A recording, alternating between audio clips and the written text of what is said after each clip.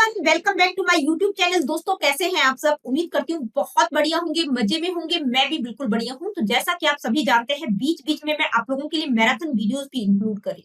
आज का जो मैराथन वीडियो रहेगा वो लर्निंग की थ्योरीज से रिलेटेड है, और लर्निंग की जो है कौन कौन सी थ्योरीज आज की इस वीडियो में हम डिस्कस करेंगे।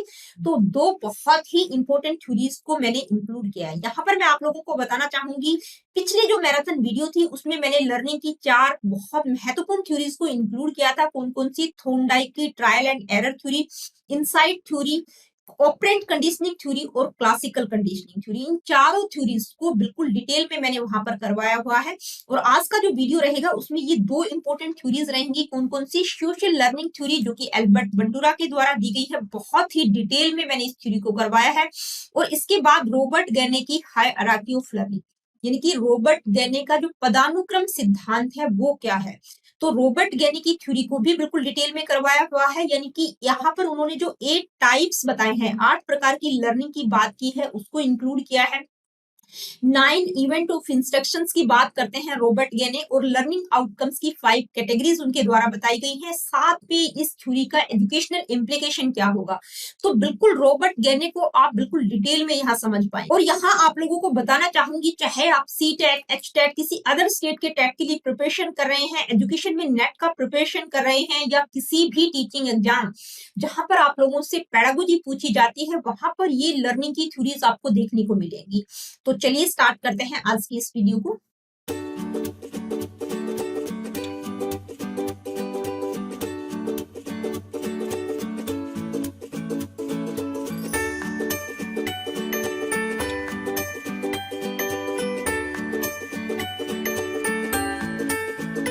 हेलो फ्रेंड्स, एजुकेशन क्लासेस में आप सबका बहुत बहुत स्वागत है। दोस्तों, अगर आपको मेरी वीडियोज अच्छी लगती है और आप लोगों के लिए हेल्पफुल है तो प्लीज इन्हें लाइक कीजिए और मेरे चैनल को सब्सक्राइब कीजिए। और आज की इस वीडियो में हम पढ़ेंगे सोशल लर्निंग थ्योरी, जो दी गई है एल्बर्ट बंडूरा के द्वारा। देखिए, लर्निंग की बहुत ही इंपॉर्टेंट थ्योरीज है। आज के इस लेक्चर को मैं स्टार्ट करूं उससे पहले मैं आप लोगों को बताना चाहूंगी कि अभी तक हम लर्निंग में कौन कौन से टॉपिक्स कवर कर चुके हैं। तो देखिए, लर्निंग से रिलेटेड सिर्फ और सिर्फ अधिगम से रिलेटेड ये 15 वीडियोस मैं अभी तक बना चुकी हूँ। और आज का हमारा टॉपिक है social learning theory by Albert Bandura. तो आइए स्टार्ट करते हैं आज की इस वीडियो को, social learning theory by Albert Bandura. देखिए, इस थ्योरी को स्टार्ट करूं उससे पहले हमें पता होना चाहिए कि एल्बर्ट बंडूरा कौन थे, उनका बायोग्राफिकल बैकग्राउंड क्या है। देखिए, एल्बर्ट बंडूरा का जन्म कनाडा के अल्बर्टा सिटी में 1925 में हुआ था। उसके बाद उन्होंने अपनी बैचलर डिग्री साइकोलॉजी में कंप्लीट की थी ब्रिटिश कोलंबिया यूनिवर्सिटी से 1949 में। उसके बाद वो लोवा यूनिवर्सिटी चले गए थे, जहां से उन्होंने अपनी पीएचडी कंप्लीट की थी 1952 में। और उन्होंने जो रिसर्च कार्य किया है, और कुछ समय के लिए उन्होंने टीच किया था, यानी कि कुछ समय के लिए उन्होंने पढ़ाया था, और रिसर्च कार्य जो किया था वो किया था उन्होंने स्टैनफोर्ड यूनिवर्सिटी में। इसके बाद वो अमेरिकन साइकोलॉजिकल एसोसिएशन के प्रेसिडेंट चुने गए थे 1974 में। और जो एल्बर्ट बंडूरा है वो अपने सोशल लर्निंग पर जो उन्होंने रिसर्च कार्य किया है उसके लिए बहुत ज्यादा फेमस है। और 2006 में उनको लाइफ टाइम अचीवमेंट अवार्ड से भी नवाजा गया था साइंस ऑफ साइकोलॉजी के लिए। तो दोस्तों, ये था एल्बर्ट बंडूरा का बायोग्राफिकल बैकग्राउंड। अब हम थ्योरी को देखेंगे, what is the social learning theory, यानी कि सामाजिक अधिगम सिद्धांत क्या है, जो दिया गया है एल्बर्ट बंडूरा के द्वारा। तो सबसे पहले मैं आप लोगों को बता दूं कि जो ये सोशल लर्निंग थ्योरी है इसकी शुरुआत कहाँ से होती है। देखिए, सबसे पहले 20th सेंचुरी यानी कि 20वीं शताब्दी के आसपास जो बिहेवियरिज्म, देखिए हम बिहेवियरिज्म से रिलेटेड काफी थ्योरीज हम कर चुके हैं, जिसमें हमने classical conditioning, trial and error theory, operant conditioning theory को भी डिस्कस किया है। तो ये सारी थ्योरी बिहेवियरिज्म से रिलेटेड है। तो उस टाइम बिहेवियरिज्म का बहुत ज्यादा बोलबाला था, यानी कि एक डोमिनेंट फोर्स के रूप में उसको देखा जा रहा था। तो बिहेवियरिज्म में जो है फोकस किस चीज पर किया गया था। बिहेवियरिज्म कहता है कि जो लर्निंग है वो डायरेक्ट एक्सपीरियंसेस, इन्वायरमेंट के साथ जो डायरेक्ट एक्सपीरियंसेस होते हैं उनके द्वारा होती है। यानी कि उन्होंने एसआर स्टिमुलस और रिस्पॉन्स पर बहुत ज्यादा फोकस किया था। इसके साथ उन्होंने रीइंफोर्समेंट और पनिशमेंट, कंडीशनिंग की बात एक तरह से उन्होंने की है, यानी कि एक स्टिमुलस होता है उसके प्रति किस प्रकार की प्रतिक्रियाएं आती, किस प्रकार का रिस्पॉन्स आता है, उस चीज पर उन्होंने बहुत ज्यादा फोकस किया है। और उन्होंने कहा कि जितनी भी तरह की लर्निंग है वो स्टिमुलस और रिस्पॉन्स के एसोसिएशन से होती है। तो बिहेवियरिस्ट मॉडल में क्या होता है कि एक स्टिमुलस होता है और उसके प्रति कोई प्रतिक्रिया की जाती है और उसी के द्वारा पूरी लर्निंग होती है। बीच में जो कुछ मेंटल प्रोसेसिंग है उसको उन्होंने ब्लैक बॉक्स का नाम दिया है, जिसको कि स्टडी नहीं किया जा सकता।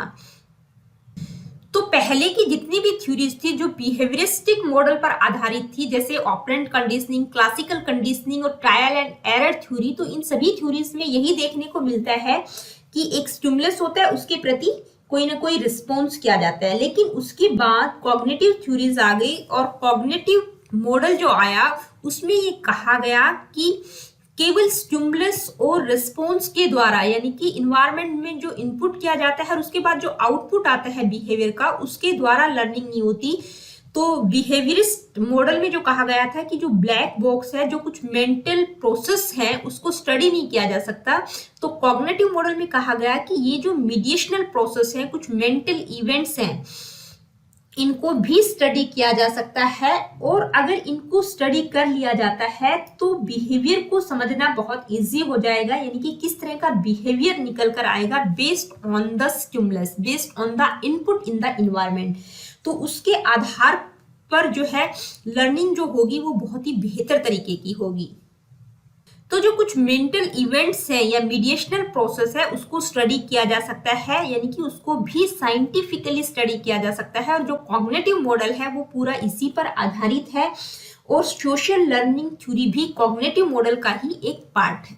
तो बिहेवियरिज्म से रिलेटेड जितनी भी थ्योरीज हैं उनमें यही कहा गया है कि जो लर्निंग है वो स्टिमुलस और रिस्पॉन्स के एसोसिएशन से होती है, उसके आधार पर ही बच्चे को रेनफोर्समेंट या पनिशमेंट दिया जाता है। लेकिन जो बंडूरा है उन्होंने सोशल लर्निंग थ्योरी को प्रपोज किया। उन्होंने कहा कि जो लर्निंग है वो सिंपली ऑब्जर्वेशन के द्वारा होती है, यानी कि बच्चा जो है दूसरे के व्यवहार को ऑब्जर्व करता है, उसको इमिटेट करता है, उसी की तरह वो बनने की कोशिश करता है, उसको एक रोल मॉडल के रूप में देखता है, उसी की तरह से वो बनने की कोशिश करता है। तो लर्निंग जो है ऑब्जर्वेशन, इमिटेशन और मॉडलिंग के द्वारा होती है। ये बंडूरा के विचार थे। उन्होंने अपनी सोशल लर्निंग थ्योरी में इन चीजों पर फोकस किया है। तो बंडूरा ने कहा कि जो लर्निंग है वो सोशल कॉन्टेक्स्ट जो होती है, यानी कि समाज के द्वारा व्यक्ति कुछ ना कुछ सीखता रहता है, लोगों को ऑब्जर्व करता है, उनको इमिटेट करता है, उन्हीं की तरह बनने की कोशिश करता है। तो सोशल कॉन्टेक्स्ट के द्वारा बच्चे की लर्निंग होती है। तो दोस्तों जो सोशल लर्निंग थ्योरी है वो बेसिकली 3 कोर कॉन्सेप्ट्स पर आधारित है, यानी कि सोशल लर्निंग थ्योरी में 3 मेन कॉन्सेप्ट्स की बात की गई है। कौन कौन से कॉन्सेप्ट्स हैं आइए देखते हैं। फर्स्ट है ऑब्जर्वेशनल लर्निंग, यानी कि बच्चे या व्यक्ति जो है ऑब्जर्व करके सीखते हैं, अपने आसपास के वातावरण को वो ऑब्जर्व करते हैं और उसके द्वारा उनकी लर्निंग होती है। नेक्स्ट है इंट्रिंसिक रेनफोर्समेंट, यानी कि mental states are important for learning. आप अंदर से कितने मोटिवेटेड हैं किसी चीज को सीखने के लिए। नेक्स्ट है मॉडलिंग प्रोसेस, तो उसमें उन्होंने कहा कि जो लर्निंग है वो जरूरी नहीं है व्यक्ति के व्यवहार को चेंज करे। जैसा कि बिहेवियरिज्म में कहा गया है कि learning is the permanent change of behaviour, यानी कि व्यक्ति के व्यवहार में परमानेंट चेंज लाती है। तो उन्होंने इस शब्द को, इस चीज को भी नकारा है कि लर्निंग के द्वारा जरूरी नहीं है परमानेंट चेंज आए व्यक्ति के व्यवहार में। तो इसके लिए उन्होंने एक मॉडलिंग प्रोसेस दिया है जिसमें उन्होंने कुछ स्टेप्स की बात की है, उनको हम डिटेल में भी डिस्कस करेंगे। तो अभी इन 3 कोर कॉन्सेप्ट्स को हम डिटेल में स्टडी करेंगे। फर्स्ट है ऑब्जर्वेशनल लर्निंग। देखिए ऑब्जर्वेशनल लर्निंग क्या होती है आइए देखते हैं। तो ऑब्जर्वेशनल लर्निंग क्या होती है, इसके लिए बंडूरा के द्वारा कुछ एक्सपेरिमेंट किए गए थे 1960s में। तो उनको एक तरह से बोबोडोल एक्सपेरिमेंट कहा जाता है, यानी कि एक बोबोडोल होती है उस पर उन्होंने कुछ एक्सपेरिमेंट किए थे। तो उसके द्वारा उन्होंने यही बताने की कोशिश की है कि जो बच्चे होते हैं वो जो है ऑब्जर्व करके सीखते हैं, ऑब्जर्वेशन के द्वारा सीखते हैं। तो देखिए बंडूरा के द्वारा जो बोबोडोल पर एक्सपेरिमेंट किए गए उसके द्वारा उन्होंने यही डेमोन्स्ट्रेट किया कि जो बच्चे हैं वो इमिटेशन और ऑब्जर्वेशन के द्वारा सीखते हैं, यानी कि वो ऑब्जर्व करते हैं फिर उसी तरह से वो इमिटेट करने की कोशिश करते हैं, उस चीज की नकल करने की कोशिश करते हैं। तो उस एक्सपेरिमेंट एक्सपेरिमेंट में क्या होता है, बच्चों को 3 ग्रुप्स में डिवाइड किया जाता है। एक ग्रुप के बच्चों को लव से रिलेटेड मूवी दिखाई जाती है, दूसरों को सोशल कॉन्टेक्स्ट से रिलेटेड मूवी दिखाई जाती है, और थर्ड ग्रुप के जो बच्चे होते हैं उनको वायलेंस से रिलेटेड मूवी दिखाई जाती है। तो बाद में जब उन बच्चों को अकेले रूम में छोड़ा जाता है, तो जिन बच्चों को लव से रिलेटेड मूवी दिखाई गई थी, तो वो बच्चे जो है उस बोबो डॉल के साथ उसी प्रकार का बिहेव करने की कोशिश करते हैं, वो भी उसको प्यार करते हैं, अच्छे से उसको रखते हैं। सोशल कॉन्टेक्स्ट से रिलेटेड जिन बच्चों को मूवी दिखाई गई थी, वो बच्चे भी मतलब समाज भी किस तरह से रहा जा सकता है, सामाजिक कार्य कैसे होते हैं, उसी प्रकार के बिहेव वो करने की कोशिश करते हैं। और जिन बच्चों को वायलेंस से रिलेटेड मूवी दिखाई गई थी, यानी कि जो बोबो डॉल को वायलेंटली पीट रहे थे, तो उन बच्चों को जब अकेले रूम में छोड़ा जाता है, तो वो भी उस बोबो डॉल को एग्रेसिवली पीट रहे हैं, यानी कि उसके प्रति वो भी एग्रेसिव एक्शन करते हैं। तो बंडूरा इस बोबो डॉल एक्सपेरिमेंट सीरीज के द्वारा यही बताने की कोशिश कर रहे हैं कि जो बच्चे या लोग होते हैं वो जो है ऑब्जर्वेशन और इमिटेशन के द्वारा सीखते हैं, ऑब्जर्वेशन के द्वारा उनकी लर्निंग होती है। तो ऑब्जर्वेशनल लर्निंग के लिए बंडूरा के द्वारा जो एक्सपेरिमेंट किया गया था बोबो डॉल पर, उसके आधार पर उन्होंने ये निष्कर्ष निकाला कि ऑब्जर्वेशनल लर्निंग जो है 3 बेसिक मॉडल्स पर आधारित है। कौन कौन से? फर्स्ट है लाइव मॉडल, यानी कि जो व्यक्ति जिस प्रकार का व्यवहार देखता है, उसके सामने जो भी व्यवहार किया जा रहा है उसको वो सीख जाते हैं, उसी की तरह वो भी व्यवहार करने की कोशिश करते हैं। नेक्स्ट है वर्बल इंस्ट्रक्शनल मॉडल, यानी कि बच्चों को जिस प्रकार की इंस्ट्रक्शन दी जाती है, किसी के व्यवहार को जिस तरह से एक्सप्लेन किया जाता है, वो भी उसी तरह से करने की कोशिश करते हैं। और नेक्स्ट है सिंबॉलिक मॉडल, यानी कि सांकेतिक मॉडल, जैसे कि बच्चे जो है फिल्मों में, बुक्स में पढ़ते हैं, टेलीविजन प्रोग्राम्स पर, सोशल मीडिया पर जो देखते हैं, उसी की तरह से वो भी बनने की कोशिश करते हैं। तो उन्होंने कहा कि जो ऑब्जर्वेशनल लर्निंग है वो बेसिकली 3 मॉडल्स पर आधारित है, live model, verbal instructional model और symbolic model. Now let me explain what is the next core concept. देखिए next core concept है intrinsic reinforcement. Intrinsic reinforcement या intrinsic motivation भी हम कह सकते हैं। तो intrinsic reinforcement का मतलब होता है is a form of internal reward such as a pride, satisfaction and a sense of accomplishment. यानी कि आप अंदर से कितने मोटिवेटेड हैं किसी भी व्यवहार को करने के लिए। तो इंट्रिंसिक रिइंफोर्समेंट का मतलब है कि कोई भी ऐसा कार्य जो आप किसी एक्सटर्नल रिवॉर्ड के लिए नहीं कर रहे हैं, यानी कि बाहर से जो आपको रिवॉर्ड मिलने वाला है उसके लिए वो काम नहीं करना, बल्कि इंट्रिंसिक रिइंफोर्समेंट का मतलब है कि आप अपने इंटरेस्ट और अपने इंजॉयमेंट के लिए जो कार्य करते हैं, जो आपको अंदर से सेटिस्फेक्शन देता है, किसी प्रेशर के द्वारा आप नहीं करते, बाहरी दबाव के कारण कोई कार्य नहीं करना, बल्कि अपने इंटरेस्ट और अपनी इच्छाओं के लिए जो कार्य किया जाता है वो होता है इंट्रिंसिक रिइंफोर्समेंट। देखिए इंट्रिंसिक रिइंफोर्समेंट क्या होता है उसको मैं एक एग्जांपल के द्वारा यहाँ आप लोगों को बताना चाहूंगी।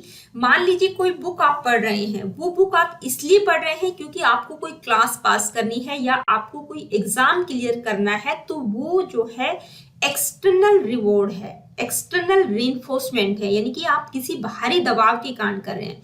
लेकिन आप बुक इसलिए पढ़ रहे हैं क्योंकि बुक को पढ़ना आपको अच्छा लगता है, आपका इंटरेस्ट है उस बुक में, इसलिए अगर आप उस बुक को पढ़ रहे हैं तो वो आपके लिए इंट्रिंसिक रिइंफोर्समेंट का काम करेगी। एक और एग्जांपल, जैसे कि मैं सुबह सुबह योगा करती हूँ, योगा इसलिए करती हूँ क्योंकि मुझे अच्छा लगता है, मुझे सेटिस्फेक्शन मिलता है, तो ये इंट्रिंसिक रिइंफोर्समेंट है। तो इंट्रिंसिक रिइंफोर्समेंट के बारे में मैं यही कहूंगी कि these are the factors that are comes from inside you, the motivation comes from inside.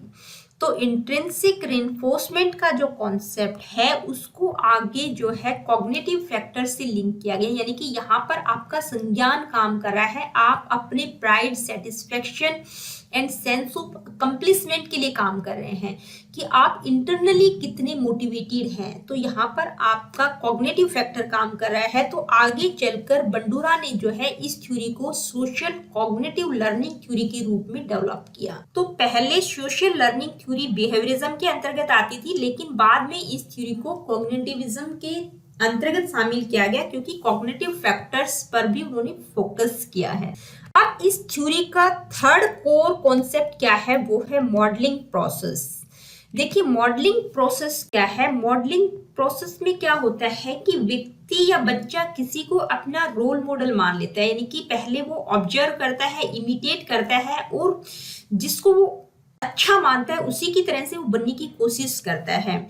तो मॉडलिंग जो है इफेक्टिव तभी होगी जब उसके कुछ जनरल रूल्स और स्ट्रेटजीज को अच्छे से डिफरेंट सिचुएशंस में डील किया जाए। तो इसके लिए बंडूरा ने जो है मॉडलिंग प्रोसेस के लिए 4 स्टेप्स की बात की है: अटेंशन, रिटेंशन, रिप्रोडक्शन और मोटिवेशन। देखिए इनको बंडूरा के 4 प्रिंसिपल्स भी कह सकते हैं या मॉडलिंग प्रोसेस के 4 स्टेप्स भी हम कह सकते हैं या लर्निंग के कॉजेस भी कह सकते हैं। तो देखिए इस मॉडलिंग प्रोसेस में जो 4 स्टेप्स की बात की गई है उनको हम वन बाय वन समझते हैं। फर्स्ट है अटेंशन। तो अटेंशन का मतलब है कि किसी भी चीज के प्रति ध्यान देना। लर्नर किसी चीज को सीखना चाहता है तो सबसे पहला स्टेप है कि उस चीज के बारे में वो अटेंशन पे करे। अगर वो ध्यान नहीं देगा तो जो लर्निंग होगी, उसकी लर्निंग की जो क्वालिटी होगी वो बहुत अच्छी नहीं होगी। तो मॉडलिंग प्रोसेस में अगला स्टेप है रिटेंशन, यानी कि किसी चीज को कितना आप रिटेन कर सकते हैं, कितना आप उसको ध्यान देकर उस बिहेवियर को कितना अच्छे से रिमेम्बर कर सकते हैं। तो रिटेंशन के लिए सबसे महत्वपूर्ण बात है कि rehearsal is one way of retaining information, यानी कि आप किसी चीज की बार बार प्रैक्टिस करेंगे तो वो आपके व्यवहार में शामिल हो जाती है, वो चीज याद हो जाती है। नेक्स्ट स्टेप है रिप्रोडक्शन। देखिए रिप्रोडक्शन का मतलब जो व्यवहार आपने ऑब्जर्व किया है, जिसके प्रति आपने ध्यान किया है, जिसको आपने रिटेन किया है, क्या आप उस व्यवहार को परफॉर्म करने के योग्य हैं कि नहीं, यानी कि उसको रिप्रोड्यूस कर पा रहे हैं कि नहीं। नेक्स्ट स्टेप है मोटिवेशन। देखिए मोटिवेशन का मतलब है कि आपने जो व्यवहार सीखा है, जो भी आपने लर्न किया है, उसको डेमोन्स्ट्रेट, उसको दिखाने के लिए, उसको करने के लिए और आप क्या कर सकते हैं, कितने मोटिवेटेड हैं, कितने अच्छे से आप उस काम को कर सकते हैं। तो मोटिवेशन में रीइंफोर्समेंट और पनिशमेंट 2 फैक्टर्स बहुत इंपॉर्टेंट हैं।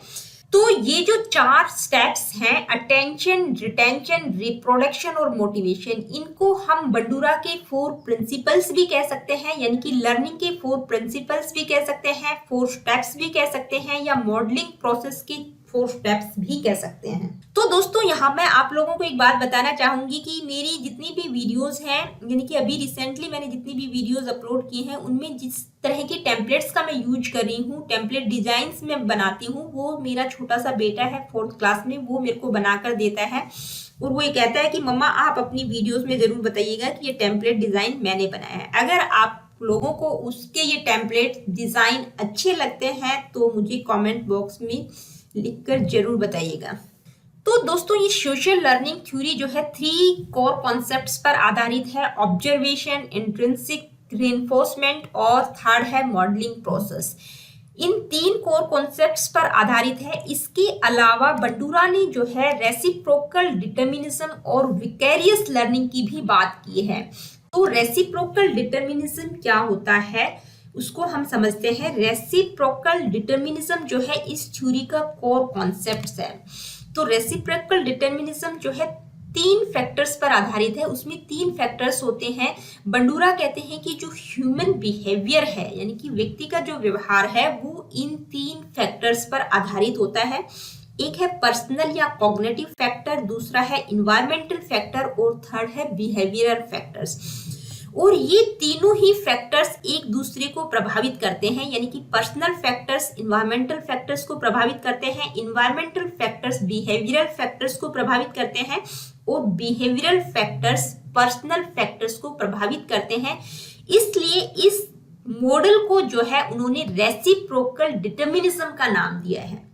तो पर्सनल या कॉग्निटिव फैक्टर्स क्या होते हैं, जिसमें आपकी नॉलेज, आपकी एक्सपेक्टेशंस, आपकी ट्रेड्स, आपकी करैक्टरिस्टिक्स, एटीट्यूड्स आता है। इन्वायरमेंटल फैक्टर्स में आप किस तरह की कम्युनिटी, किस तरह की इन्वायरमेंट में रह रहे हैं, सोशल नॉर्म्स वहाँ के क्या है, क्या वो इन्वायरमेंट आपको चेंज करने की एबिलिटी रखता है, किस तरह से इन्वायरमेंट आपको इन्फ्लुएंस करता है।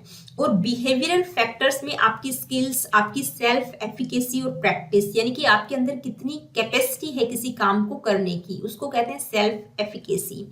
तो इसमें जो है स्किल्स, प्रैक्टिस और सेल्फ एफिकेसी आती है। तो इस मॉडल को उन्होंने जो है रेसिप्रोकल डिटर्मिनिज्म का नाम दिया है, यानी कि ह्यूमन बिहेवियर इन 3 फैक्टर्स से डिटरमाइन होता है। ये बात जो है बंडूरा के द्वारा कही गई है।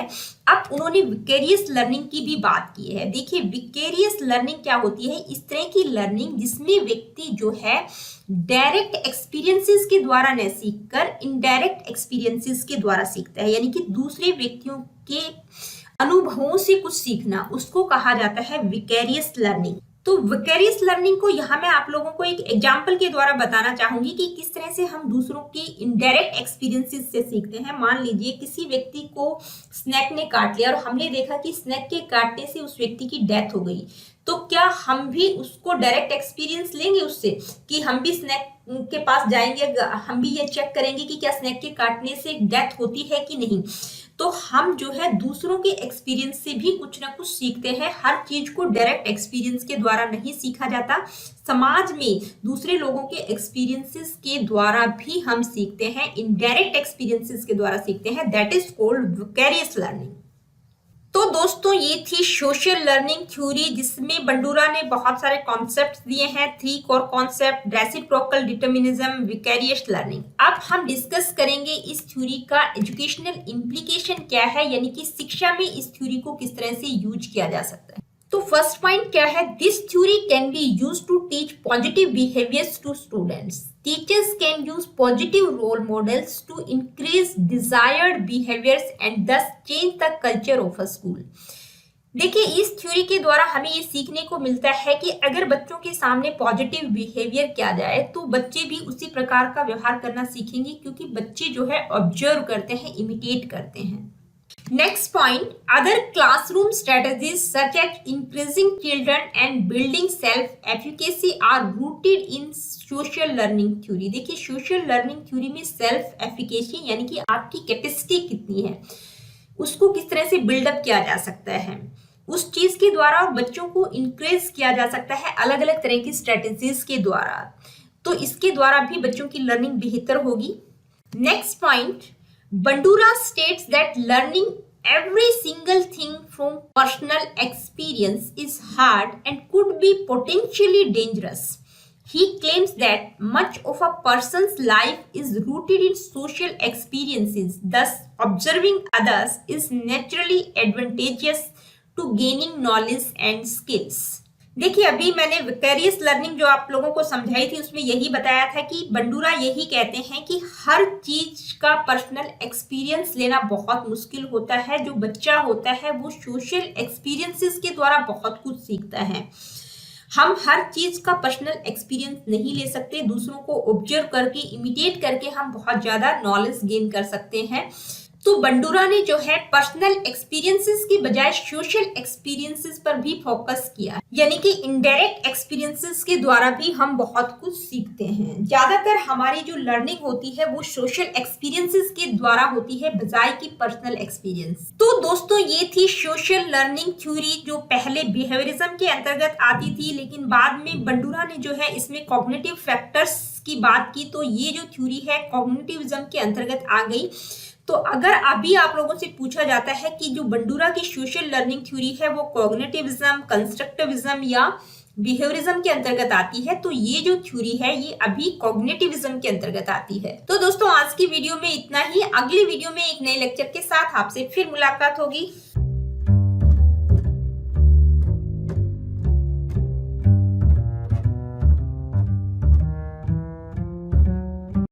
हेलो फ्रेंड्स, एजुकेशन क्लासेस में आप सबका बहुत बहुत स्वागत है। दोस्तों अगर आपको मेरी वीडियो अच्छी लगती है और आप लोगों के लिए हेल्पफुल है तो प्लीज इन्हें लाइक कीजिए और मेरे चैनल को सब्सक्राइब कीजिए।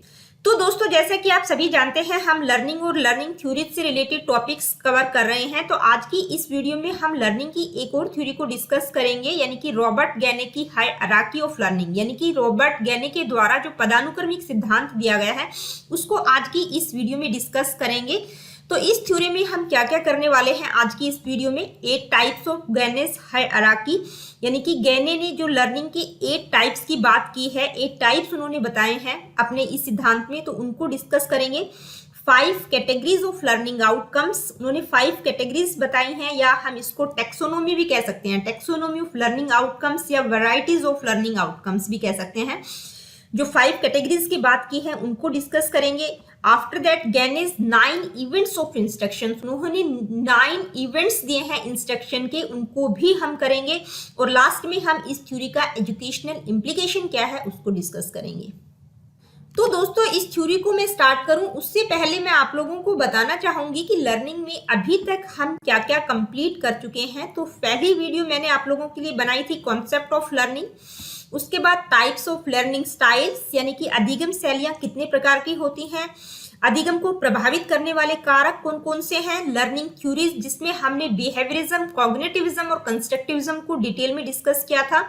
उसके बाद ट्रायल एंड एरर थ्योरी जो दी गई है थॉर्नडाइक के द्वारा, इसको कनेक्शनिज्म, एस सारबोन थ्योरी के नाम से भी जाना जाता है। Inside theory of learning, classical conditioning theory, after that operant conditioning theory, difference between classical and operant conditioning में क्या डिफरेंस होता है उसको भी हमने किया है। उसके बाद मैं आप लोगों के लिए साथ साथ एक एमसीक्यू सीरीज भी स्टार्ट की है मैंने, तो उसके 2 पार्ट हम डिस्कस कर चुके हैं। और आज हम कर रहे हैं रॉबर्ट गैनेज हायरार्की ऑफ लर्निंग। तो दोस्तों, ये 11 टॉपिक्स लर्निंग से रिलेटेड मैं करवा चुकी हूं, और आज की इस वीडियो में हम रॉबर्ट गैनेज हायरार्की ऑफ लर्निंग यानी कि रॉबर्ट गैने का पदानुक्रमिक सिद्धांत क्या है उसको डिस्कस करेंगे। तो आइए सबसे पहले हम इस थ्योरी का जर्नल इंट्रोडक्शन देखते हैं कि इस थ्योरी में क्या है। तो दोस्तों, सबसे पहले तो मैं आप लोगों को ये बता दूं कि ये जो थ्योरी है ये बिहेवियरिज्म और कॉग्निटिविज्म, ठीक है, दोनों को सिंथेसिस करके बनाई गई है, दोनों को मतलब एक तरह से मिक्स करके इस थ्योरी में लेवल्स बने हैं। तो गैने ने जो है 8 टाइप्स की इस थ्योरी में बात की है। मैं बताऊंगी कि कौन कौन से लेवल बिहेवियरिज्म से रिलेटेड है और कौन कौन से कॉग्निटिविज्म से। तो सबसे पहले तो आप लोगों को बिहेवियरिज्म, कॉग्निटिविज्म और कंस्ट्रक्टिविज्म के बारे में नॉलेज होनी चाहिए। तो इस टॉपिक पर मैं वीडियो बना चुकी हूँ बहुत ही डिटेल में, आप उस वीडियो को जरूर देखिएगा। फिर भी मैं बेसिक आप लोगों को बता दूं what is a behaviourism. New behaviours और changes in behaviour are acquired through association between stimulus and response, यानी कि स्टिमुलस और रिस्पॉन्स के द्वारा व्यक्ति के व्यवहार में चेंज आता है, जो कि हम बिहेवियरिज्म से रिलेटेड थ्योरी भी कर चुके हैं, जैसे ट्रायल एंड एरर थ्योरी है, क्लासिकल कंडीशनिंग थ्योरी है। तो ये जो थ्योरीज है ये बिहेवियरिज्म से रिलेटेड है। लेकिन कॉग्निटिविज्म की थ्योरी भी हमने की है, inside theory of learning. Cognitivism क्या कहता है, यानी कि संज्ञानात्मकवाद क्या कहता है कि learning occurs through internal process of information, यानी कि लर्निंग जो है इनसाइट के द्वारा होती है, सूझ के द्वारा लर्निंग होती है, कॉग्निटिविज्म ये कहता है। तो रॉबर्ट एम गैने एक अमेरिकन एजुकेशनल साइकोलॉजिस्ट थे। 1956 में उन्होंने इस थ्योरी को प्रपोज किया है। इस थ्योरी में उन्होंने डिफरेंट टाइप्स ऑफ लर्निंग को क्लासिफाई किया है, यानी कि लर्निंग के 8 टाइप्स को उन्होंने क्लासिफाई किया है, वर्गीकृत किया है। और कैसे किया है, यानी कि जो लेवल्स हैं वो lower level to higher level, इस तरह से उन्होंने वर्गीकृत किया है। और जो नीचे वाला लेवल है वो एक तरह से फाउंडेशन, बेस का काम करता है हायर ऑर्डर की लर्निंग के लिए, ठीक है। यानी कि जो लेवल्स बने हैं वो सिंपल टू कॉम्प्लेक्स है। तो देखिए, जो नीचे के 4 लेवल्स हैं वो बिहेवियरल एस्पेक्ट से रिलेटेड है। बिहेवियरल एस्पेक्ट या बिहेवियरिज्म क्या होता है मैंने अभी आप लोगों को बताया है, आप थ्योरी को भी देख सकते हैं जो मैंने बनाई हुई है बिहेवियरिज्म, कॉग्निटिविज्म और कंस्ट्रक्टिविज्म पर। और जो ऊपर के 4 लेवल्स हैं वो कॉग्निटिव एस्पेक्ट से रिलेटेड हैं। तो रॉबर्ट एम गैने के द्वारा एक बुक लिखी गई है द कंडीशंस ऑफ लर्निंग। उस बुक में उन्होंने जो लर्निंग के 8 टाइप्स को क्लासिफाई किया है, उनको डिस्टिंग्विश किया है। और जो लेवल्स बने हैं इस थ्योरी में वो सिंपल टू कॉम्प्लेक्स है। तो आइए देखते हैं कौन कौन से 8 टाइप्स की बात उन्होंने की है। फर्स्ट है signal learning, second stimulus response learning, third चेनिंग, verbal association, discrimination learning, concept learning, rule learning और प्रॉब्लम सॉल्विंग लर्निंग। देखिए, ये 8 टाइप्स रॉबर्ट गैने ने अपनी हायरार्की में दिए हैं, यानी कि इसको उन्होंने पदानुक्रम सिद्धांत का नाम दिया है। 8 टाइप्स बने हैं और 8 टाइप्स में जो नीचे के 4 लेवल्स हैं वो बिहेवियरल एस्पेक्ट से रिलेटेड हैं, यानी कि व्यवहारवाद से रिलेटेड है। और जो ऊपर के जो 4 लेवल्स हैं वो कॉग्निटिव एस्पेक्ट से रिलेटेड है। तो ये एक तरह से जो ये थ्योरी है ये बिहेवियरिज्म और कॉग्निटिविज्म का सिंथेसिस है। और जो लेवल्स हैं उनमें क्या हो रहा है, यानी कि सिंपल टू कॉम्प्लेक्स, पहले बहुत ही सिंपल है, फिर उससे हायर लेवल, और लास्ट में जो प्रॉब्लम सॉल्विंग को उन्होंने बताया है लर्निंग का बहुत ही हाईएस्ट लेवल उन्होंने बताया है। तो दोस्तों आइए अब हम इन 8 टाइप्स को थोड़ा सा डिटेल में देखते हैं वन बाय वन। फर्स्ट है सिग्नल लर्निंग। देखिए सिग्नल लर्निंग जो है लर्निंग की बहुत ही सिंपलेस्ट फॉर्म है, यानी कि किसी चीज को देखकर ऑटोमेटिक रिस्पॉन्स बाहर आना। तो जैसे कि क्लासिकल कंडीशनिंग थ्योरी में हमने देखा था, जो पैवलोव ने डॉग पर एक्सपेरिमेंट किया था, तो डॉग जो है फूड को देखकर सैलिवेट करता है। तो इस तरह की लर्निंग में क्या होता है, कोई भी इंडिविजुअल या कोई भी एनिमल पर एक्सपेरिमेंट किया गया है तो कंडीशन रिस्पॉन्स सिग्नल को देखकर बाहर आता है, ठीक है, यानी जैसे कि फूड को देखकर डॉग का सैलिवेट करना। एक और हम देख लेते हैं एग्जांपल, जैसे कि रोड पर जैसे लोगों को रेड सिग्नल दिखाई देता है वो अपने व्हीकल को रोक देते हैं। तो सिग्नल लर्निंग का मतलब है किसी सिग्नल को देखकर ऑटोमेटिक रिस्पॉन्स। नेक्स्ट लेवल है स्टिमुलस रिस्पॉन्स लर्निंग। देखिए फर्स्ट था सिग्नल को देखकर लर्निंग, इसमें क्या है स्टिमुलस और रिस्पॉन्स को एसोसिएट किया गया है। तो ये एक तरह से सिग्नल लर्निंग से थोड़ा सा हायर लेवल है। ये स्किनर के द्वारा जो ऑपरेंट कंडीशनिंग थ्योरी डेवलप की गई थी उसमें हमने क्या देखा था, स्टिमुलस और रिस्पॉन्स का एसोसिएशन देखा था। तो उसमें उन्होंने क्या किया था, जो रेट पर एक्सपेरिमेंट किया था, तो रेट जो है पहले रिस्पॉन्सेस करता है, यानी कि वो जो बॉक्स बनाया गया था, उन्होंने जो स्किनर बॉक्स बनाया था पहले वो एक्सप्लोर करता है, उसके बाद जब वो लीवर को प्रेस करता है तो उसको फूड मिलता है। तो क्या हो रहा है, यानी कि रिस्पॉन्स करना किसी स्टिमुलस के प्रति। एक एग्जांपल मैं स्टिमुलस रिस्पॉन्स से रिलेटेड और आप लोगों को बताती हूँ। When we place a plant in a dark room it get destroyed and when it is placed in a sunshade it grows well। तो क्या होता है यहाँ, स्टिमुलस क्या है, change in the environment that causes a plant to react, यानी कि environment में जो चेंजेज होता है वो एक तरह से स्टिमुलस है। और रिस्पॉन्स प्लांट का रिएक्शन क्या होगा स्टिमुलस के प्रति। तो इन्वायरमेंट में क्या, अगर सन होगा तो जो प्लांट है वो अच्छे से ग्रो करेगा, अगर उसको डार्क रूम में रख देंगे तो वो क्या होगा, डिस्ट्रॉय हो जाएगा। नेक्स्ट आगे बढ़ते हैं, नेक्स्ट लेवल है चेनिंग। देखिए चेनिंग का मतलब होता है श्रृंखला। तो ये जो लेवल है ये लर्निंग का थोड़ा सा एडवांस लेवल है। पहले सिग्नल को देखकर लर्निंग, उसके बाद एसआर यानी कि स्टिमुलस और रिस्पॉन्स का एसोसिएशन, और अब थर्ड है चेनिंग। चेनिंग का मतलब होता है श्रृंखलाबद्ध कर देना, यानी कि 2 या 2 से अधिक स्टिमुलस को कनेक्ट कर देना, यानी कि जो 2 या 2 से अधिक स्टिमुलस और रिस्पॉन्स में जो बॉन्ड है उसको एक श्रृंखलाबद्ध रूप दे देना, एक सीक्वेंस बन जाना उनकी। तो चेनिंग से रिलेटेड एक और एग्जांपल हम यहाँ देखते हैं। मान लो कोई बच्चा है वो किसी डॉल को देखता है, तो सबसे पहले वो उसको एज ए बेबी रिप्रेजेंट करता है, उसको ड्रेसअप करता है, उसका मेकअप करता है उस डॉल का, उसको फीडअप कराता है, यानी कि बहुत सारे स्टिमुलस को जोड़ देना एक सीक्वेंस में। आइए देखते हैं नेक्स्ट लेवल क्या है। नेक्स्ट है वर्बल एसोसिएशन। देखिए वर्बल एसोसिएशन का मतलब है आप शब्दों को एसोसिएट करना सीख गए हैं, यानी कि जो सीक्वेंस बनी है, जो चेनिंग बनी है, जो 2 या 2 से अधिक आइटम्स के बीच एक श्रृंखला बन गई थी, उसको वर्बल रूप दे देना, शाब्दिक रूप दे देना। तो एक तरह से लैंग्वेज स्किल्स का भी डेवलपमेंट अब हो गया है, यानी कि जो डिफिकल्टी लेवल है वो थोड़ा सा इंक्रीज होता जा रहा है। देखिए वर्बल एसोसिएशन में क्या होता है कि शब्दों को चीजों के साथ एसोसिएट कर लिया, यानी कि कॉग्निटिव लेवल है वो थोड़ा सा बढ़ता जा रहा है। जरूरी नहीं है कि बिहेवियर में ही करके दिखाएं, अब आप वर्ड्स के थ्रू भी रिस्पॉन्ड कर पा रहे हैं, यानी कि शब्दों का प्रयोग कर पा रहे हैं किसी पर्टिकुलर ऑब्जेक्ट के लिए। जैसे एक एग्जाम्पल लेते हैं, मान लो कोई बच्चा किसी ऑब्जेक्ट को, अब उसको पता चल गया है कि ये बॉल है, तो वो बता सकते हैं कि राउंड है, ब्लैक है, वाइट है, किस तरह की है, यानी कि जो चीज है उसको शब्दों से जोड़ना वो सीख गया है। नेक्स्ट क्या है आइए देखते हैं। नेक्स्ट है डिस्क्रिमिनेशन लर्निंग। तो डिस्क्रिमिनेशन लर्निंग में क्या होता है, कोई भी इंडिविजुअल डिस्क्रिमिनेट कर पाता है, उसमें इस तरह की एबिलिटी का डेवलपमेंट हो जाता है, यानी कि बहुत सारे स्टिमुलस हैं उनको अलग अलग वो डिस्टिंग्विश कर पाता है इन अ सिस्टमैटिक वे, यानी कि किसी भी ऑब्जेक्ट को उसकी कलर शेप के आधार पर डिफ्रेंशिएट करना। एक एग्जांपल लेते हैं, मान लीजिए रोड पर बहुत सारी गाड़ियां चल रही हैं, तो आप उनको उनके नेम से डिस्टिंग्विश कर पा रहे हैं। जैसे कोई मारुति 800 है तो आप बता सकते हैं ये मारुति 800 है, ये वैगन आर है, ये ऑल्टो है, ये स्विफ्ट डिजायर है। तो डिस्क्रिमिनेशन की जो एबिलिटी है उसका डेवलपमेंट हो जाना।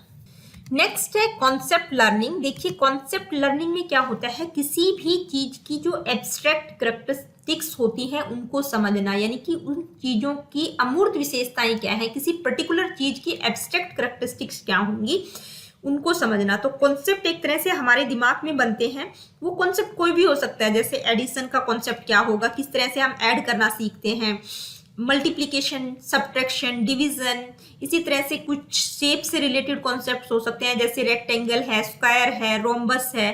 तो इन सब के अलग अलग कॉन्सेप्ट होते हैं। तो यहाँ मैं एक एग्जांपल लेती हूँ गाड़ी से रिलेटेड। जैसे किसी व्यक्ति को अगर ड्राइविंग सीखनी है तो उसको क्लच, गियर, एक्सीलेटर, इन सारी चीजों को समझना पड़ेगा। तो उसका कॉन्सेप्ट पहले क्लियर होना चाहिए कि पहले जब गाड़ी को स्टार्ट करते हैं क्लच दबाना है, गियर चेंज करना है, धीरे धीरे क्लच को रिलीज करना है और एक्सीलेटर को रेज करना है। तो ये क्या है, एक कॉन्सेप्ट है, तभी वो गाड़ी सीख पाएगा। आइए देखते हैं नेक्स्ट लेवल क्या है। नेक्स्ट है रूल लर्निंग, यानी कि नियम अधिगम क्या होता है। तो ये जो है कॉग्निटिव प्रोसेस का एक हायर लेवल होता है, काफी हायर लेवल है। तो इसमें क्या होता है, किसी भी चीज के पीछे क्या नियम है उसको समझा जाता है। तो ये कैसे बनता है, इसमें क्या होता है, जब दो या दो से अधिक कॉन्सेप्ट्स को जोड़ दिया जाता है तो वो एक रूल बन जाता है। तो यहाँ एक एग्जाम्पल हम देखते हैं रूल लर्निंग से रिलेटेड। मान लीजिए किसी बॉल में एयर फिल है और उसको किक किया जाता है तो फ्लाई करती है, रोल करती है, रिवॉल्व होती है। तो ये कॉमन रूल है।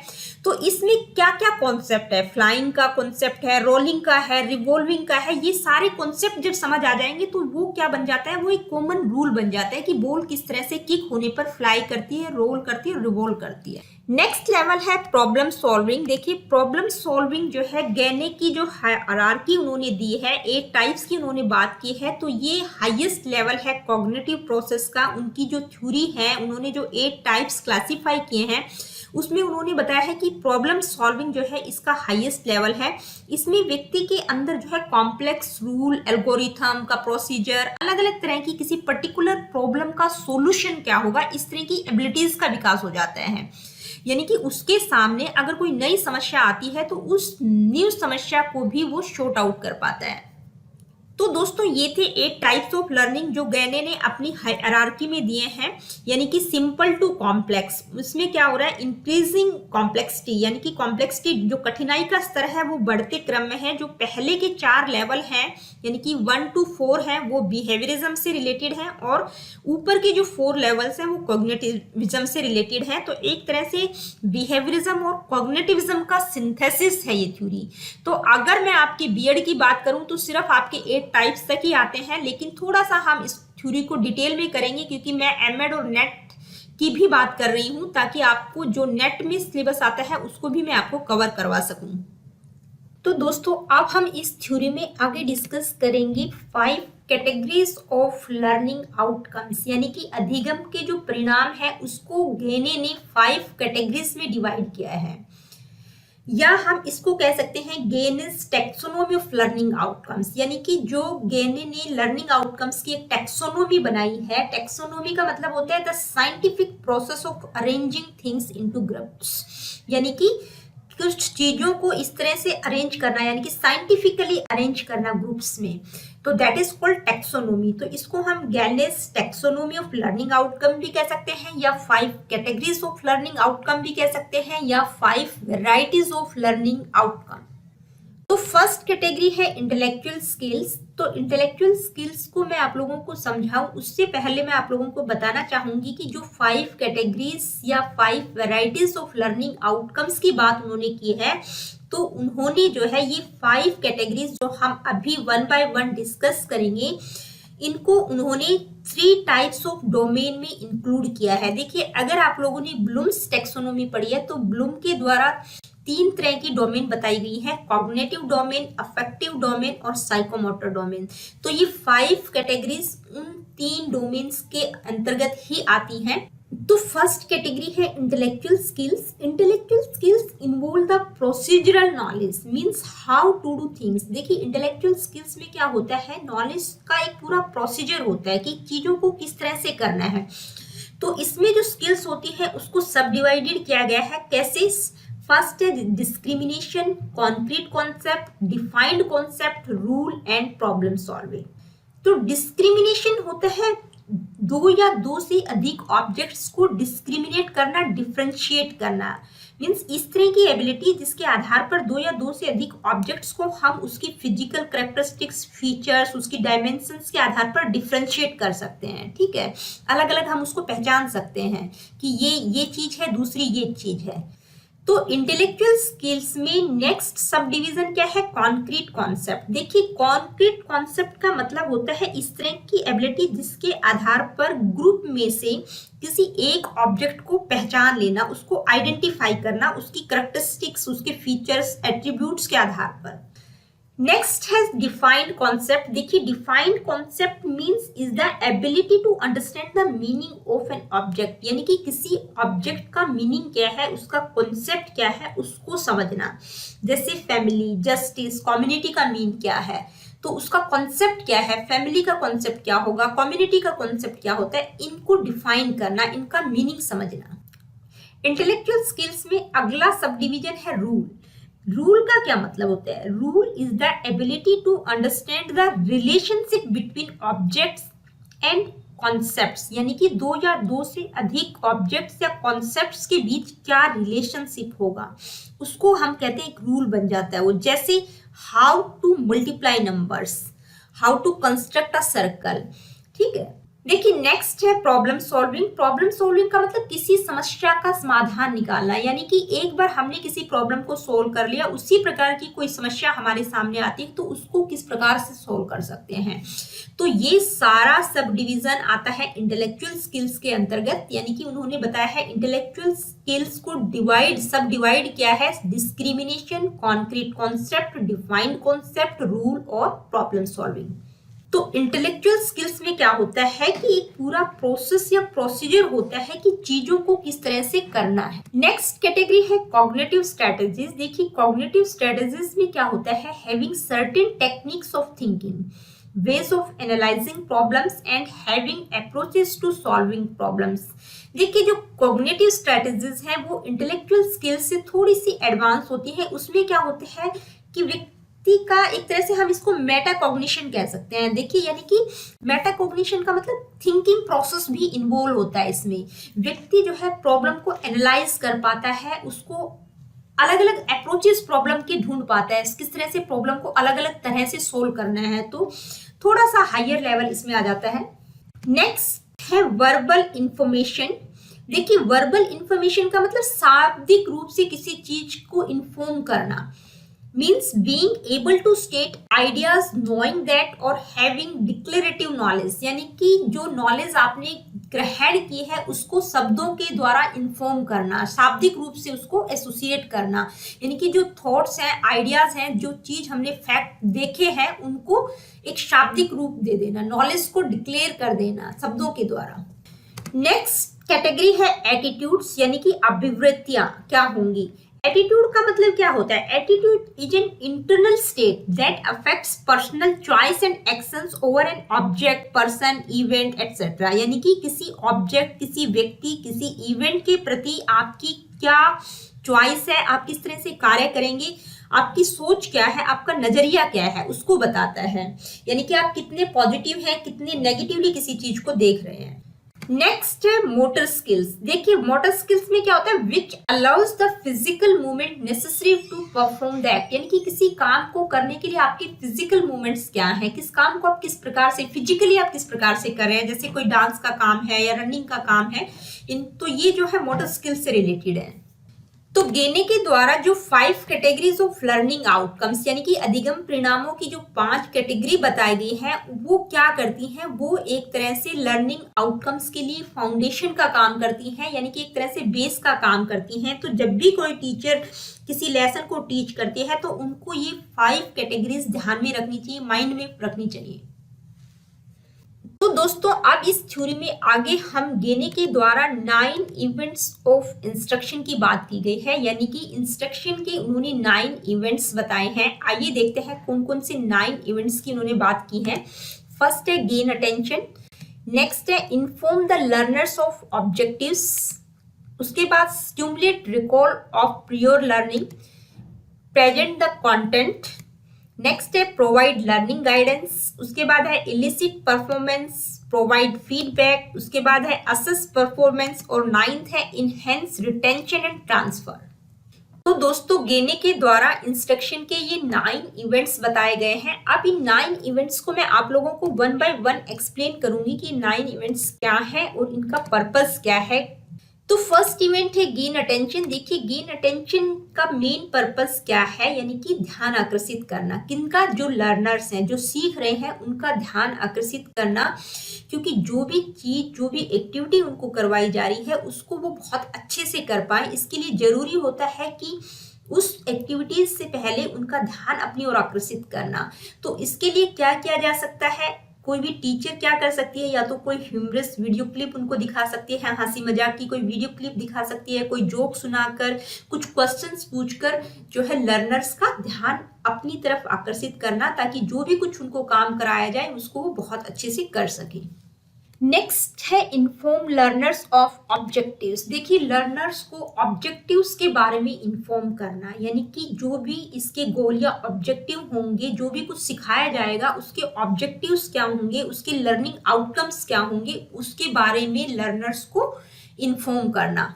नेक्स्ट इवेंट है stimulate recall of prior learning. देखिए यानी कि जो पिछली नॉलेज है उसको न्यू नॉलेज से जोड़ना, यानी कि बच्चों ने पीछे क्या सीखा है उस इंफॉर्मेशन को कोरिलेट करना जो आप उसको आगे सिखाएंगे। तो जो प्रियोर लर्निंग है उसको रिकॉल या उसको स्टिमुलेट करने के लिए बच्चों से कुछ क्वेश्चन पूछ सकते हैं, उनको कुछ क्विज वगैरह दे सकते हैं, ताकि जो पिछली लर्निंग है उसको न्यू नॉलेज के साथ जोड़ा जा सके। नेक्स्ट इवेंट है प्रेजेंट द कंटेंट। देखिए इसके बाद क्या होता है कि जो भी कंटेंट होता है, जब प्रीवियस नॉलेज को न्यू नॉलेज से जोड़ दिया जाता है तो उसके बाद जो भी कंटेंट होता है उसको इन्फॉर्म किया जाता है, उसको किस तरह से ऑर्गेनाइज, एक्सप्लेन, डेमोन्स्ट्रेट करना है वो बच्चों के सामने प्रस्तुत किया जाता है। नेक्स्ट इवेंट देखते हैं, अगला इवेंट क्या है। नेक्स्ट इवेंट है प्रोवाइडिंग लर्निंग गाइडेंस। देखिए लर्निंग गाइडेंस प्रोवाइड करना, यानी कि जो स्टूडेंट्स हैं उनको जो है लर्निंग गाइडेंस, यानी कि कुछ टॉपिक जो भी उनको करवाया गया है उसकी स्ट्रेटेजीज क्या होंगी, उसके लर्निंग रिसोर्सेज क्या क्या अवेलेबल होंगे, किस तरह से वो आपके लिए हेल्पफुल होगी, उसके बारे में गाइडेंस प्रोवाइड किया जाता है। नेक्स्ट है इलिसिट परफॉर्मेंस। देखिए इलिसिट परफॉर्मेंस है, ये थोड़ा सा बाय मिस्टेक लिखा गया है तो इसको आप कट कर दीजिए। नेक्स्ट इवेंट है इलिसिट परफॉर्मेंस, यानी कि इसका पर्पस क्या होता है, जो भी न्यू इंफॉर्मेशन सीखी गई है उसकी प्रैक्टिस करना, यानी कि कंफर्म करना कि क्या स्टूडेंट्स ने उस इंफॉर्मेशन को समझा भी है कि नहीं, उन्होंने उसको सीखा है कि नहीं। देखिए नेक्स्ट इवेंट क्या है। नेक्स्ट इवेंट है प्रोवाइड फीडबैक, यानी कि जो भी कुछ उन्होंने सीखा है, जो भी प्रैक्टिस उन्होंने की है उसके बाद उनको फीडबैक प्रदान किया जाता है, यानी कि जो लर्नर्स हैं उन्होंने किस तरह से परफॉर्म किया है, उनकी कमियां क्या है, कहाँ पे उन्होंने गलतियां की हैं, उसके बारे में उनको फीडबैक दिया जाता है। नेक्स्ट इवेंट है असेस परफॉर्मेंस। देखिए लर्नर्स ने जो परफॉर्म किया है उसका असेसमेंट करना, उसका परीक्षण करना, ये इंश्योर करना कि जो भी लर्निंग ऑब्जेक्टिव्स थे क्या उन्होंने वो अचीव किए भी हैं कि नहीं। और लास्ट इवेंट है इनहेंस रिटेंशन एंड ट्रांसफर, यानी कि जो भी रिटेन किया है उसको इनहेंस कर सके और उसको दूसरी सिचुएशन में भी ट्रांसफर कर सके, यानी कि जो भी उन्होंने सीखा है उसको वो रियल वर्ल्ड सिचुएशंस में अप्लाई कर सके उस नॉलेज को, और उसको रिटेन कर सके। तो दोस्तों ये थे 9 इवेंट्स ऑफ इंस्ट्रक्शन जो दिए गए थे गेने के द्वारा। अब हम देखते हैं इस थ्योरी का एजुकेशनल इम्प्लीकेशन क्या है। तो शिक्षा में इस थ्योरी का क्या महत्व है, आइए देखते हैं। First point, the teaching learning activities should be arranged in accordance with mental abilities of the learner at each level of the learning hierarchy. देखिए लर्निंग का जो पदानुक्रम है, यानी कि जो अधिगम पदानुक्रम है, उसके प्रत्येक स्तर पर जो लर्नर्स हैं उनकी मेंटल एबिलिटीज के अकॉर्डिंग टीचिंग लर्निंग एक्टिविटीज को अरेंज किया जाना चाहिए, यानी कि जो लर्नर्स हैं उनका मेंटल लेवल क्या है उनके अकॉर्डिंग जो हमने लर्निंग हायरार्की में देखा, यानी कि जो अधिगम का पदानुक्रम सिद्धांत हमने किया है, जो 8 टाइप्स हमने डिस्कस किए थे, तो उन 8 टाइप्स के अकॉर्डिंग जो लर्नर्स का मेंटल एबिलिटीज यानी कि मेंटल लेवल है उसी के अकॉर्डिंग टीचिंग लर्निंग एक्टिविटीज को अरेंज किया जाना चाहिए। Next point, the formal education should be planned hierarchically on the basis of the increasing complexities of the different types of learning. देखिए, जो डिफरेंट टाइप्स ऑफ लर्निंग की इस theory में बात की गई है, यानी कि 8 टाइप्स बताए गए हैं, तो उन्होंने कहा है कि जो फॉर्मल एजुकेशन है, यानी कि जो स्कूल कॉलेज में फॉर्मल एजुकेशन दी जाती है, उसमें जो है इसको इस तरह से प्लान किया जाना चाहिए कि जो कॉम्प्लेक्सिटी है वो सिंपल टू कॉम्प्लेक्स हो, यानी कि पहले इजी चीजें उसके बाद कॉम्प्लेक्स चीजें, तो कॉम्प्लेक्सिटी का लेवल इंक्रीज होना चाहिए, यानी कि इजी टू कॉम्प्लेक्स होना चाहिए। देखिए, कोई भी टीचर किसी भी लर्नर का जो लर्निंग बेस क्या है, उसका सिग्निफिकेंट लर्निंग बेस क्या है, उसको एनालाइज कर सकती है, यानी कि जो लर्निंग ऑर्डर दिया गया है 1 to 8 टाइप्स गेनी के द्वारा बताए गए हैं, तो टीचर जो है उस बच्चे का लर्निंग बेस क्या है, किसी लर्नर का लर्निंग बेस क्या है, उसको एनालाइज कर सकती है, उसी बेस के अकॉर्डिंग आगे उसकी लर्निंग करवाई जा सकती है ताकि उसकी प्रोग्रेस बेहतर तरीके से हो सके। Next point, the teacher should ensure that the learner has acquired the necessary initial state of learning before he is introduced to subsequent levels of learning. देखिए, किसी भी टीचर को ये इंश्योर कर लेना चाहिए कि कोई भी लर्नर जो है उसका इनिशियल स्टेट ऑफ लर्निंग, यानी कि लर्निंग की जो निचला स्तर है उसने इनिशियल स्टेट को पार कर लिया हो, तभी उसको हायर लेवल की लर्निंग करवाई जानी चाहिए। तो दोस्तों, ये थी गैनेस हायरार्की ऑफ लर्निंग, यानी कि गैने के पदानुक्रम सिद्धांत को आज की इस वीडियो में हमने डिटेल में डिस्कस किया है। तो सबसे पहले हमने 8 टाइप्स ऑफ लर्निंग, यानी कि लर्निंग के 8 टाइप्स जो उन्होंने बताए हैं उनको डिटेल में डिस्कस किया। उसके बाद उन्होंने 5 वेराइटीज या 5 कैटेगरीज ऑफ लर्निंग आउटकम्स की बात की, तो उसको किया। उसके बाद हमने 9 इवेंट्स ऑफ इंस्ट्रक्शन उनके द्वारा जो बताए गए थे उनको भी डिटेल में डिस्कस किया है। उसके बाद हमने इस थ्योरी का एजुकेशनल इम्प्लीकेशन भी देखा कि इस थ्योरी को शिक्षा में किस तरह से प्रयोग किया जा सकता है, शिक्षा के क्षेत्र में ये किस प्रकार से महत्वपूर्ण है। तो इस थ्योरी को ऑल ओवर हमने कंप्लीटली किया है। तो चाहे आपका नेट हो, सीटेट हो, कहीं पर भी आपके किसी भी तरह के क्वेश्चन हो, वो आप बिल्कुल इजीली सोल्व कर सकते हैं अगर आप आज की इस वीडियो को पूरा डिटेल में देखेंगे। फिर भी अगर आप लोगों के कोई कमेंट्स हैं तो प्लीज मुझे कमेंट बॉक्स में लिखकर जरूर बताइएगा।